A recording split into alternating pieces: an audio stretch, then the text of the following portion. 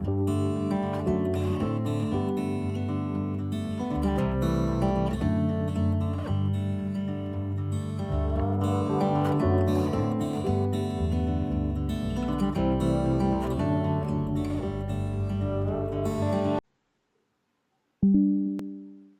bismillahirrahmanirrahim. Assalamualaikum warahmatullahi wabarakatuh. Waalaikumsalam warahmatullahi wabarakatuh. Waalaikumsalam warahmatullahi wabarakatuh. Terima kasih. Pertama-tama saya ucapkan terima kasih pada teman-teman yang meluangkan waktunya untuk hadir pada summit saya hari ini. Kemudian minta maaf juga karena menyita waktunya sebentar. Jadi pada kesempatan ini saya langsung saja akan memaparkan materi tentang diseminasi penyebaran pemahaman dan penerapan pengalaman budaya positif. Dengan saya sendiri Hamsia, calon guru penggerak angkatan 10 Kabupaten Pindrang.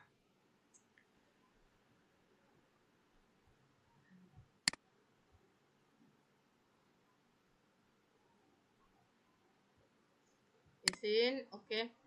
Jadi di sini saya akan memaparkan tentang budaya positif. Budaya positif yang pertama yaitu di sekolah sangatlah penting, di mana budaya positif di sini sangatlah penting untuk mengembangkan peserta didik yang memiliki karakter kuat dan berakhlak sesuai profil pelajar Pancasila, sehingga peserta didik sesuai dengan profil pelajar Pancasila seperti yang dicetuskan sebagai pedoman untuk pendidikan di Indonesia. Budaya positif dapat dibangun dengan syarat sekolah perlu menyediakan lingkungan yang positif, aman, nyaman, agar peserta didik mampu berpikir, bertindak, dan mencipta secara merdeka, mandiri, dan bertanggung jawab. Salah satu strategi yang perlu ditinjau ulang adalah penerapan disiplin yang selama ini dijalankan di sekolah. Kesadaran akan menerapkan disiplin belum berdasarkan motivasi internal, di mana pembiasaan positif yang diterapkan bukan disiplin positif, namun masih menganut sistem penghargaan dan hukum. Pembelajaran yang akan pertama yang kita lakukan yaitu pembelajaran dengan paradigma baru. Pembelajaran dengan paradigma baru merupakan pembelajaran yang dirancang berdasarkan prinsip. Ade tidak ada lagi slide-nya. Tidak, Ika? Iya. Berarti kasih begini saja deh. Jalan di sini. Kalau begini. Oke. Jadi pembelajaran dengan paradigma baru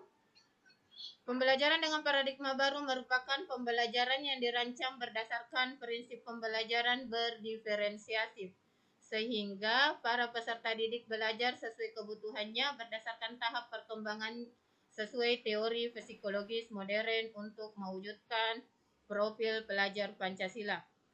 Kemudian budaya positif yang kedua yaitu disiplin positif, di mana disiplin di sini banyak orang yang memaknai sebagai sesuatu yang dilakukan seseorang pada orang lain untuk mendapatkan kepatuhan dan memiliki kecenderungan ketidaknyamanan serta sering dihubungkan dengan tata tertib yang berkaitan dengan sanksi. Menurut Ki Hajar Dewantara, disiplin positif ini untuk mewujudkan murid yang merdeka. Murid harus memiliki disiplin yang kuat yang berasal dari dirinya ataupun berasal dari luar dirinya. Adapun definisi kata merdeka menurut Ki Hajar Dewantara adalah mardika iku jawarnya. Noramung levasing pangre nging uwa kuat kuasa amandiri free yang enggak. Di mana artinya di sini merdeka itu tidak hanya terlepas dari perintah, akan tetapi juga cakap untuk memerintah diri sendiri. Budaya positif yang ketiga yaitu kebutuhan dasar manusia. Berdasarkan teori kontrol menyatakan bahwa perilaku manusia memiliki tujuan dalam ruang lingkup sekolah, maka yang dimaksud perilaku siswa terkadang kita tidak menyadari bahwa perilaku yang dilakukan pasti memiliki alasan dan tujuan. Perlu dipahami bahwa ketika siswa melakukan perilaku yang tidak baik, maka saat itu siswa memiliki kebutuhan dasar yang harus dipenuhi. Terdapat 5 kebutuhan dasar terdapat 5 kebutuhan dasar manusia. Yang pertama, kebutuhan bertahan hidup atau survival. Yang kedua, kebutuhan cinta dan kasih sayang atau penerimaan. Ketiga, kebutuhan penguasaan atau pengakuan. Keempat, kebutuhan kebebasan atau kebutuhan dan pilihan. Dan yang kelima yaitu kebutuhan kesenangan. Di sini akan saya jelaskan tentang kebutuhan dasar yang pertama tentang bertahan hidup, di mana bertahan hidup di sini kita memerlukan makan, pakaian, tempat tinggal, keamanan, dan kesehatan. Untuk rasa diterima, di sini kita memerlukan rasa diterima, dipedulikan, berbagi, kerjasama, dan menjadi bagian dalam kelompok. Adapun untuk penguasaan yang diperlukan di sini yaitu harga diri, keinginan untuk dianggap memimpin, berprestasi, diakui, dan didengar. Kebebasan, mandiri, memiliki pilihan, mencoba hal baru, dan mampu mengendalikan arah dirinya. Sedangkan untuk kesenangan di sini termasuk bermain, humor, antusias, dan tertawa. Selanjutnya, kita masuk pada budaya positif yang keempat, yaitu kebutuhan dasar manusia.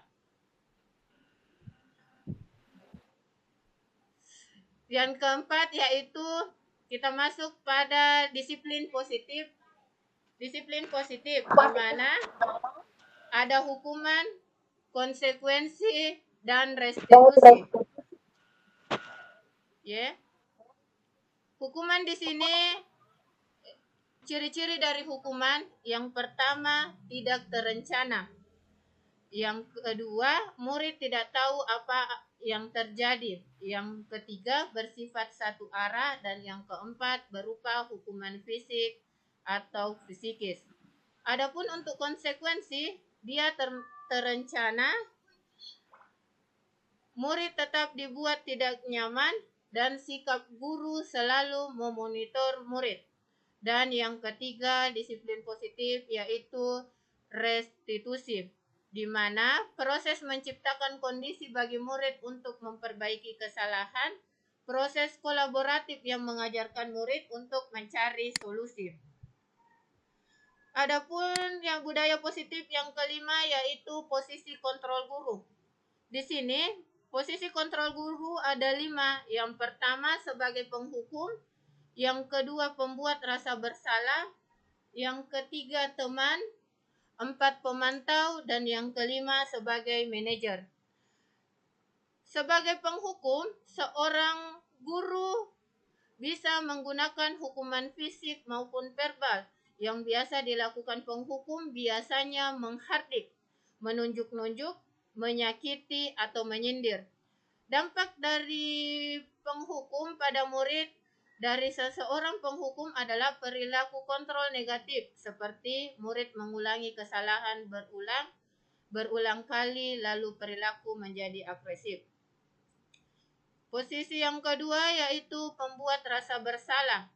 Pada posisi ini, biasanya guru akan bersuara lebih lembut dan biasa dilakukan pembuat merasa bersalah, biasanya berceramah, menunjuk kekecewaan mendalam. Dampaknya pada murid, seseorang pembuat merasa bersalah adalah murid akan merasa rendah diri, merasa gagal, dan tidak berharga. Adapun posisi kontrol yang ketiga yaitu sebagai teman. Guru pada posisi sebagai teman tidak akan menyakiti murid, namun selalu berupaya mengontrol murid melalui pendekatan persuasif. Yang biasa dilakukan posisi sebagai teman adalah membuat alasan-alasan untuk murid-muridnya. Dampaknya, murid akan bergantung dan tidak mandiri dan tidak bisa memutuskan keputusannya sendiri. Sedangkan pada posisi pemantau, guru pada posisi ini biasanya selalu mengawasi atau memantau muridnya. yang berpatokan pada catatan atau kesepakatan yang sudah disetujui. Yang biasa dilakukan posisi sebagai pemantau yaitu memantau, menghitung, dan mengukur kedisiplinan murid. Adapun dampaknya pada murid yaitu menitik beratkan pada dampak pada diri sendiri, mendapatkan hadiah atau mendapatkan hukuman. Terakhir yaitu sebagai manajer.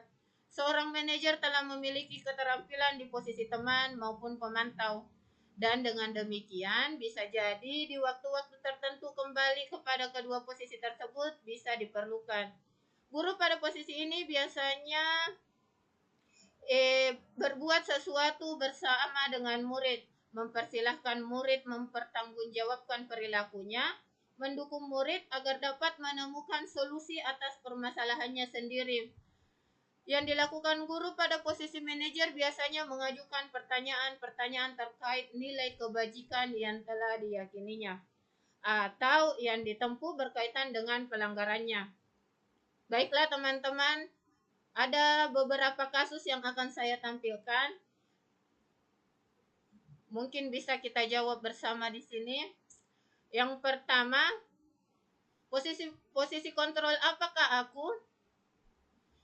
Saya kecewa dengan kamu. Kira-kira ini masuk posisi kontrol apa? Membuat merasa bersalah. Jadi dia berada pada membuat merasa bersalah. Yang kedua, kamu tidak benar melakukannya. Sekarang keliling lapangan 3 kali. Dia masuk posisi kontrol? Penghukum. Dia adalah penghukum. Selanjutnya, kira-kira bagaimana kamu akan memperbaiki masalah ini? Dia posisi kontrol apa? Manajer. Luar biasa, ternyata sudah banyak yang paham tentang disiplin positif.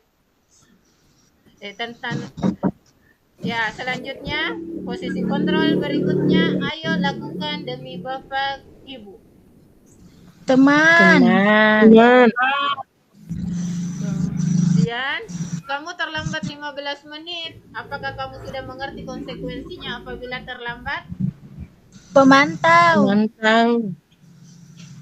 Dia adalah pemantau.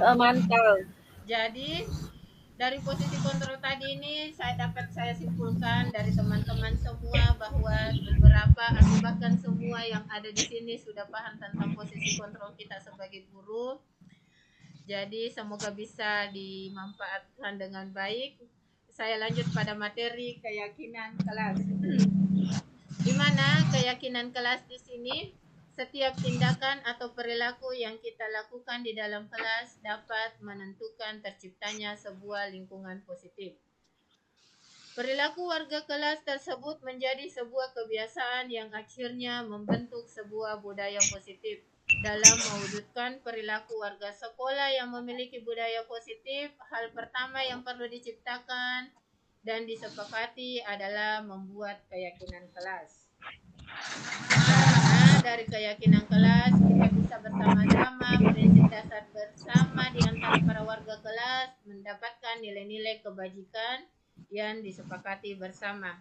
Di sini ada contoh keyakinan kelas dan ada cara-cara pembuatan keyakinan kelas.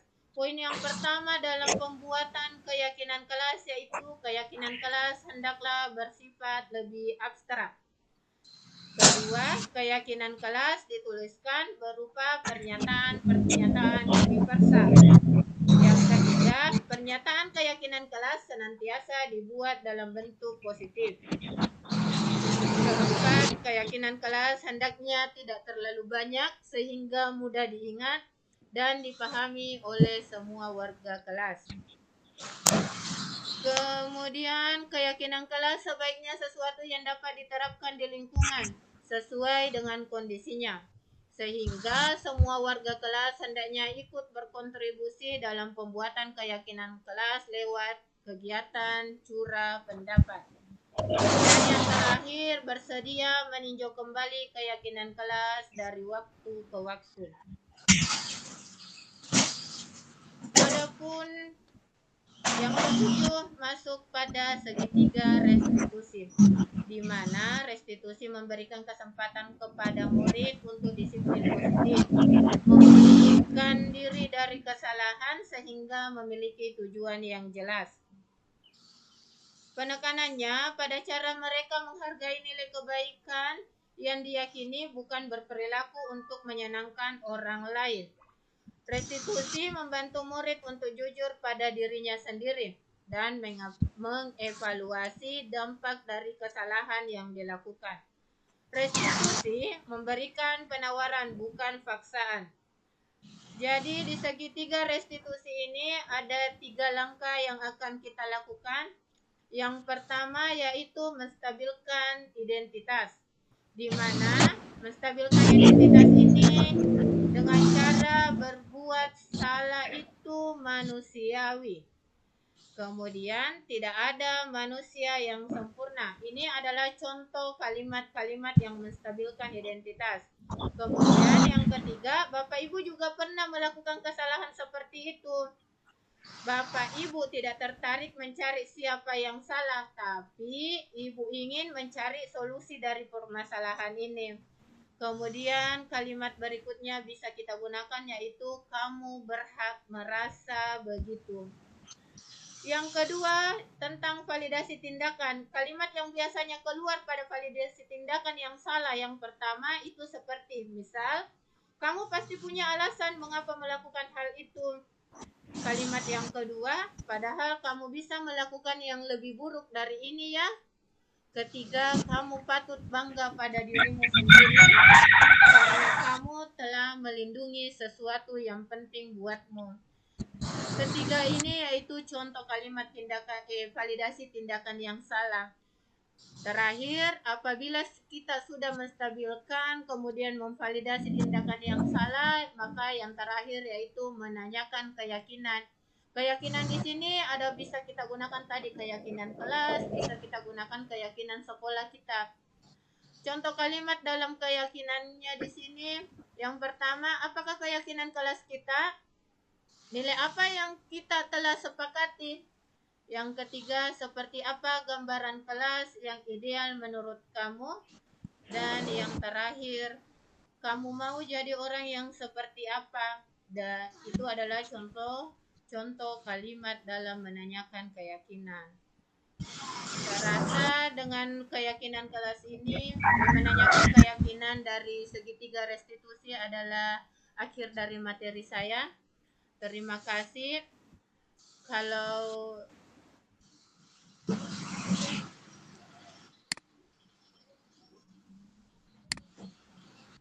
Terima kasih sudah mengikuti Zoom ini.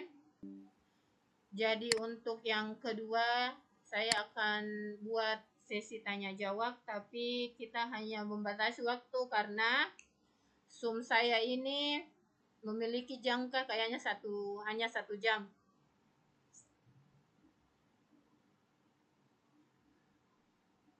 Bagaimana teman, ada yang ingin bertanya? Silakan. Silakan Ibu Andi Nursanti. Ya, terima kasih. Assalamualaikum warahmatullahi wabarakatuh. Waalaikumsalam warahmatullahi wabarakatuh. Ya, jadi tadi saya sudah mendengarkan pemaparan Ibu tentang budaya positif. Nah, salah satu dari posisi kontrol yang tadi Ibu sebutkan, ada di situ tadi Ibu sampaikan salah satu dari kelima posisi kontrol itu ada pembuat merasa bersalah. Ya. Nah, pertanyaan saya di sini, bisakah Ibu memberikan contoh atau kira-kira dalam kondisi seperti apa, atau misalnya seperti apa itu yang dinamakan posisi kontrol pembuat merasa bersalah? Demikian Ibu. Assalamualaikum warahmatullahi wabarakatuh. Waalaikumsalam warahmatullahi wabarakatuh. Terima kasih pertanyaannya. Saya tampung dulu. Sempat masih ada pertanyaan berikutnya.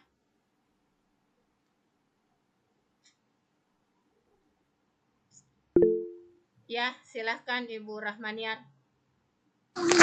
Baik, terima kasih banyak Ibu atas kesempatannya.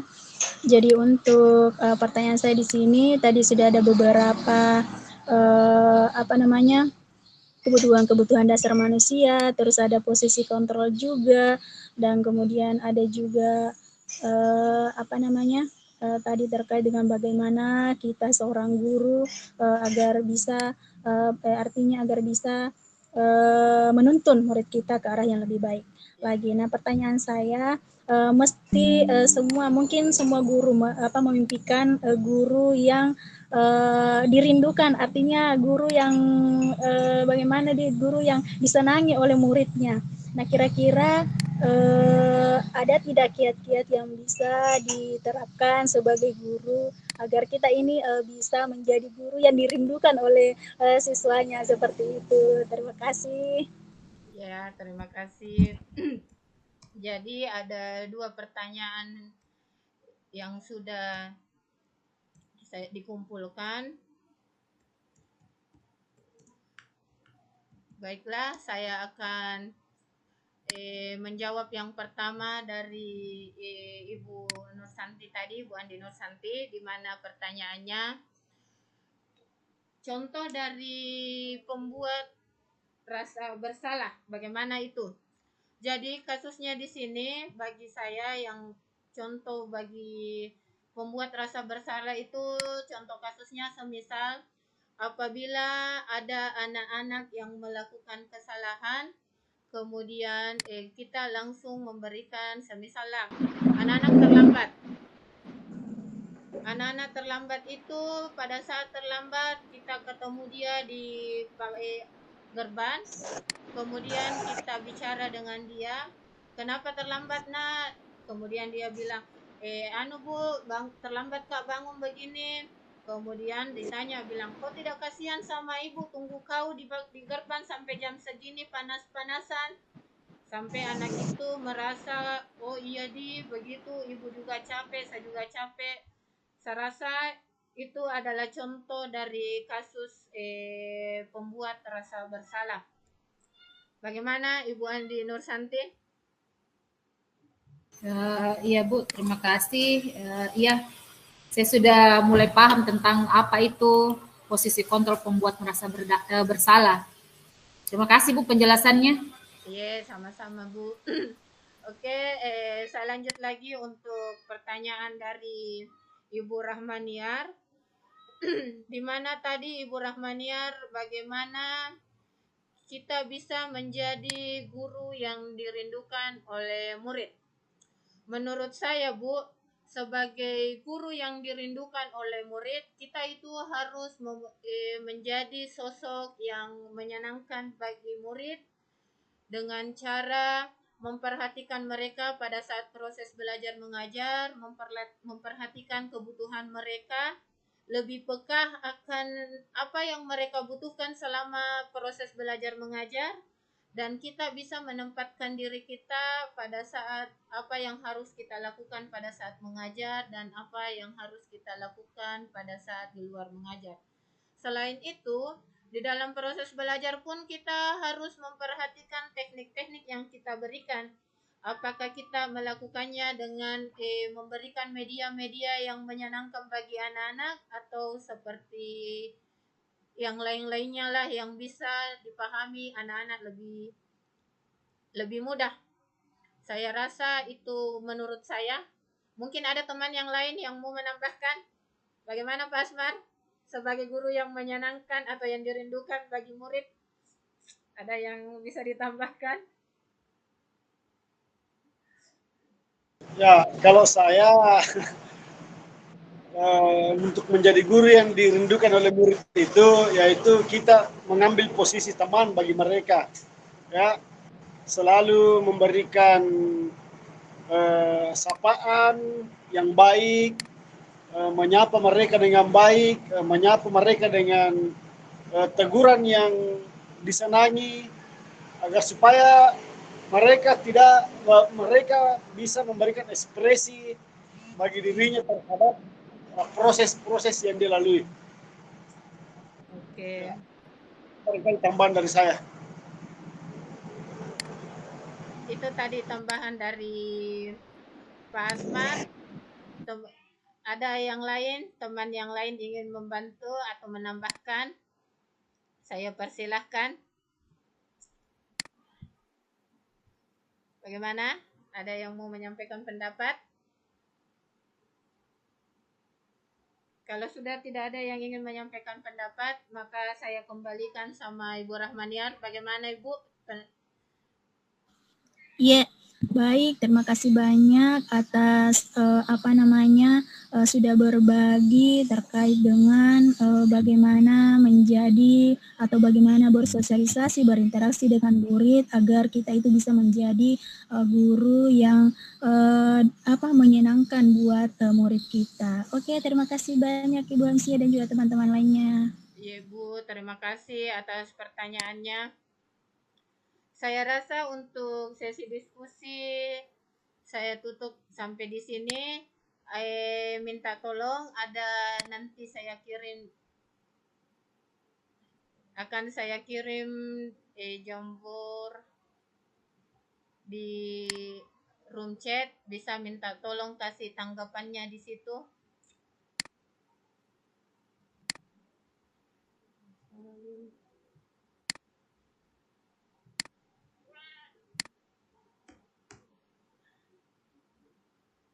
Ya, ada di room chat, bisa minta tolong tanggapannya.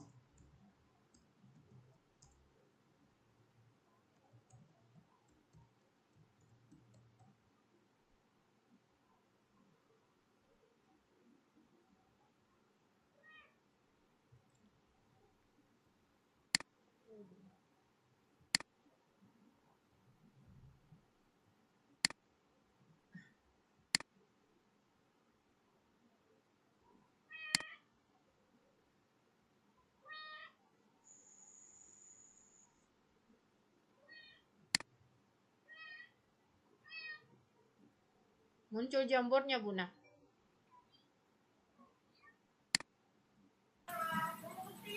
Tidak kudapat saya sticky note-nya. Oh, Tidak ada anunya, Bu. apanya? Tidak ada tempatnya Iya, nah. Tidak seperti kemarin. Saya tambah coba. Coba kirim ulang ke linknya kembali Bu Amsia. Terus sticky note begitunya enggak ada, nah. Tidak ada. Ada. Tidak bisa, coba. Siapa tahu kalau pakai komputer bisa muncul. Saya cuma pakai laptop iya, saya. nah. Pakai HP di. Oh ya, coba pakai kirim kembali saja. Nanti saya isi dulu. Buka laptop. Kalau tidak muncul enggak apa-apa, Bu. Saya tulis saja di room chat semua anunya. 2 pertanyaannya.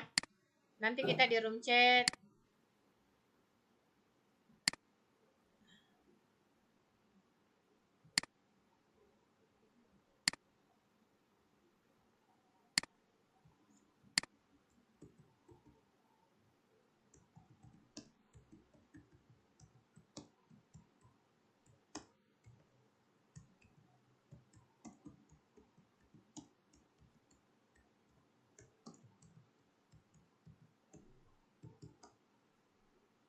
Satu saja kalau begitu karena tidak muncul.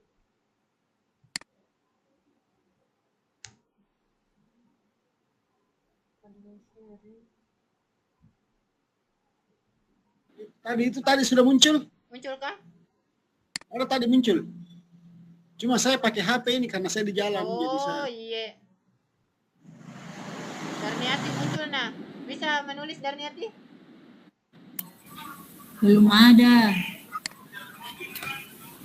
Muncul Ji, tapi belum kita di sempat aku kira di chat ditulis. Di mana ditulis? Kayak di kolom chat?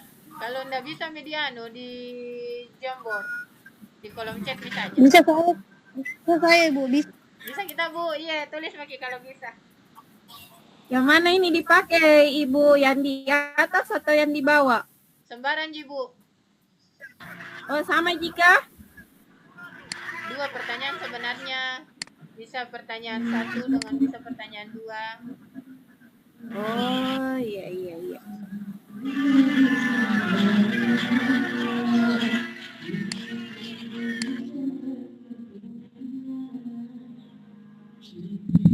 Tidak bisa tadi menulis di ini, di situ di anunya, yang dikirim di link.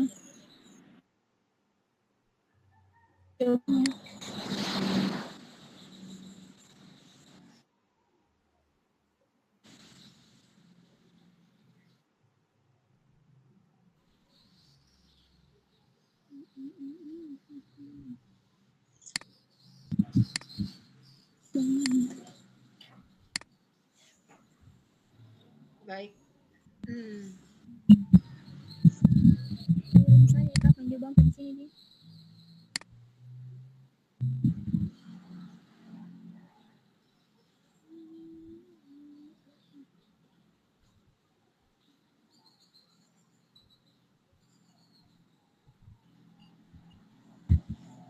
Muncul minta tulisannya Brasiliano tadi.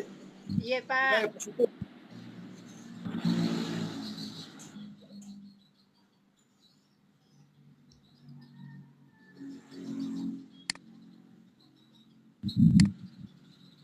Terima kasih Bu Asriana sudah memberikan umpan baliknya.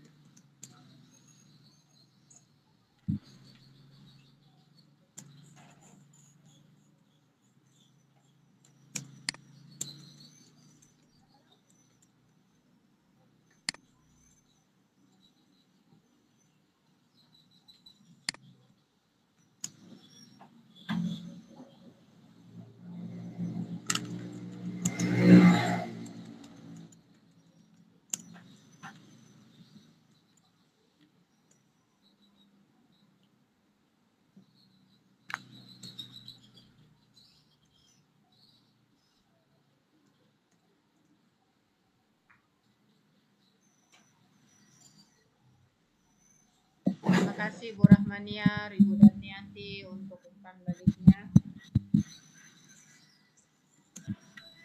Ibu Hamdiana, Ibu Anidul Sardi ya. Yes, saya sudah bisa mewakili. Iya Pak, yang mana-mana saja. Kalau bisa di Jambor, kalau tidak bisa ya di hati saja cek. Saya sudah pakai motornya habis.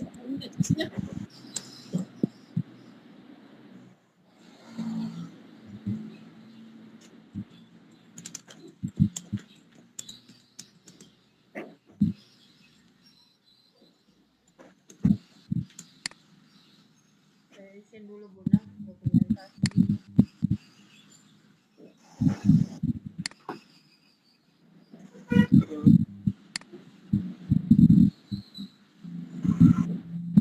Deklarasi.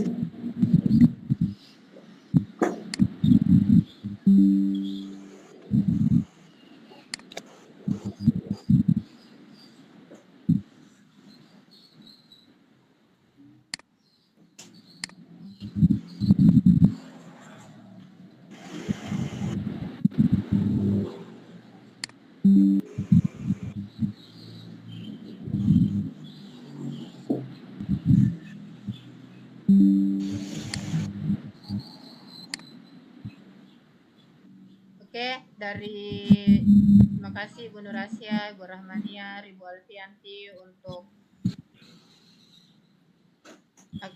umpan baliknya. Saya rasa dengan umpan balik ini maka untuk sesi presentasi saya berakhir pada sesi umpan balik. Sebelum saya tutup, minta tolong yang bisa aktifkan kameranya, kita aktifkan dulu di sesi presentasi.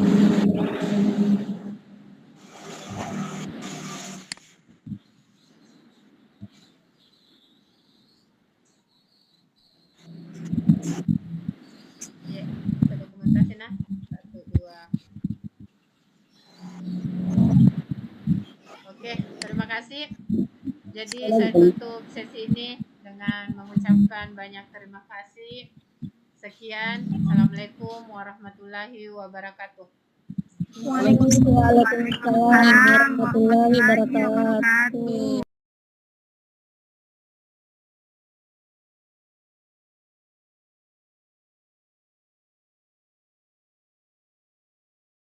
Ada yang ibu bisa bantu? Apa yang terjadi? Ya Bu, ya Bu, tadi pada jam kelas pagi saya main bola di kelas tapi tidak sengaja malah terlempar kena kepala Ratila. Kamu main lempar bola di dalam kelas sampai kena kepala Ratila? Ya Bu. Nur Rafika, ada informasi tambahan? Ya Bu. Apa? Saya tidak termasuk belakangnya Tapi saya tidak sengaja. apa kamu tahu kalau kamu berada dalam masalah sekarang? Ya Bu. Baiklah, ibu di sini bukan untuk mencari siapa yang salah, tapi kita mencari penyelesaian sama-sama. Kamu pasti tahu kalau apa yang kau lakukan itu tidak baik, walaupun main bola itu pasti seru. Ya, ibu bisa lihat kamu senang. Sekarang, apa kau ingat tentang keyakinan kelas kita? Apa?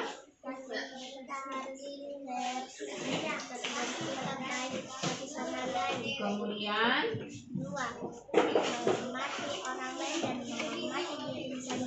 oke, jadi kamu ingat betul apa keyakinan kelas kita.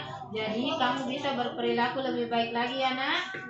Oke, jadi masalah ini kita selesaikan sama-sama dan semoga kedepannya bisa berperilaku dengan. Assalamualaikum warahmatullahi wabarakatuh. Saya Nur Afika dari kelas 3. Saya senang berdiskusi di ibu guru untuk berperilaku baik.